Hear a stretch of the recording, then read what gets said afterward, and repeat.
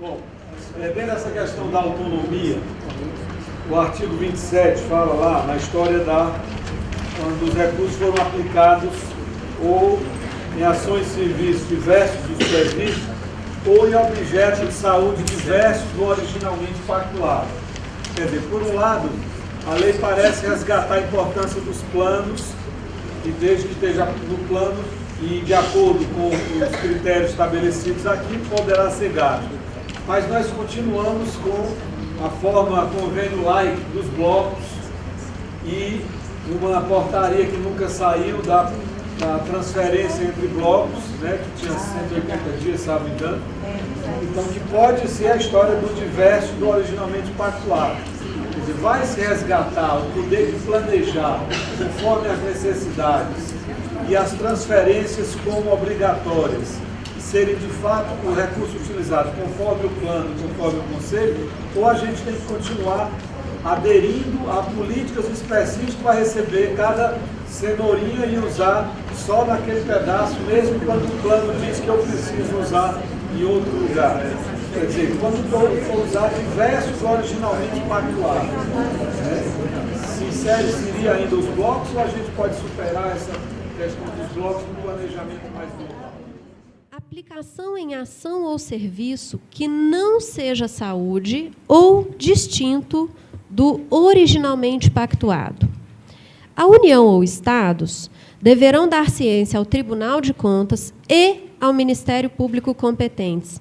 Não é ou, é e ao Ministério Público competentes, para que haja devolução do valor devidamente atualizado ao Fundo de Saúde do beneficiário e a apuração de responsabilidade. Esse artigo também me suscita dúvidas. O que se entende por originalmente pactuado?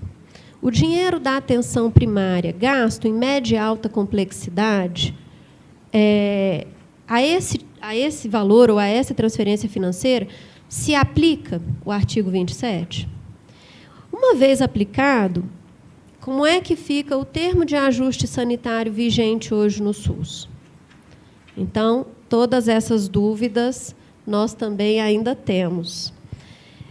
E se o termo de ajuste sanitário diz das impropriedades e ele tem o princípio de que o valor retorne ao fundo do beneficiário, o artigo 27 respeitou o princípio do termo de ajuste sanitário, que ele também requer que o valor seja retornado ao fundo de saúde do beneficiário.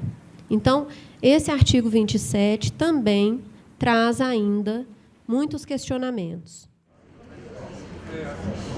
Vou colocar essa temática e volto para outra no currículo. Quero fazer alguns comentários, tem nuances aqui de diferenças na maneira de lidar com isso.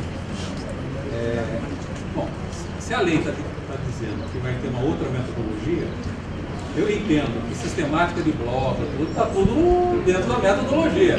É o método que eu tenho hoje para transferir recursos. A gente, quando instituiu lá em 94, as primeiras transferências da fundo, eu estava comentando aqui, a gente transferia, era o plano, eu transferia global. A origem da transferência fundo a fundo não foi por casinha, por gaveta, chegou a ter 160 e poucos gavetas. Os blocos vieram, de alguma maneira, um pouco organizar essa questão, que era uma 187. Mas, voltando lá para a origem do processo de transferência fundo a fundo, então, em cima do plano de saúde, que você transferia o recurso, ele tinha um plano de aplicação dos recursos dentro do plano que você validava quando você estabeleceu. Não estou falando que precisa voltar, mas às vezes um pouco a história, a resgatada história, ela às vezes permite isso. As pessoas que sabem da minha posição sobre esse ponto dentro da discussão do Ministério, todo mundo sabe a minha posição sobre essas questões de casinha, de não sei o quê, quer dizer, isso legitima determinadas práticas verticais dentro do Ministério, cria razão de existir para alguns, cria espaço de poder para outros. As pessoas sabem a minha opinião sobre isso, todo mundo sabe a minha opinião sobre isso.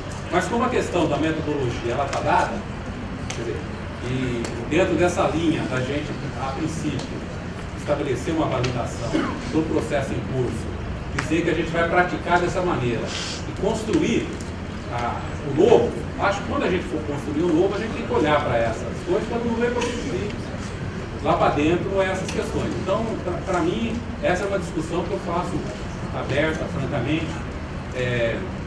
Não vejo isso falando, pode ser que não tenha consenso dentro do Ministério da Saúde sobre esses aspectos, mas do ponto de vista do entendimento que a gente tem sobre isso, quer dizer, a gente teria hoje condições tecnológicas, coisas que a gente não tinha lá atrás quando a gente começou, era tudo no braço, tudo lá, em 94, quando a gente começou a fazer essas coisas. Hoje já tem condição tecnológica de monitorar determinadas infecções, determinadas coisas, estabelecer alertas para um tipo de coisa. Acho que aí a gente tem que ir para essa discussão da metodologia, considerando um pouco essas reflexões.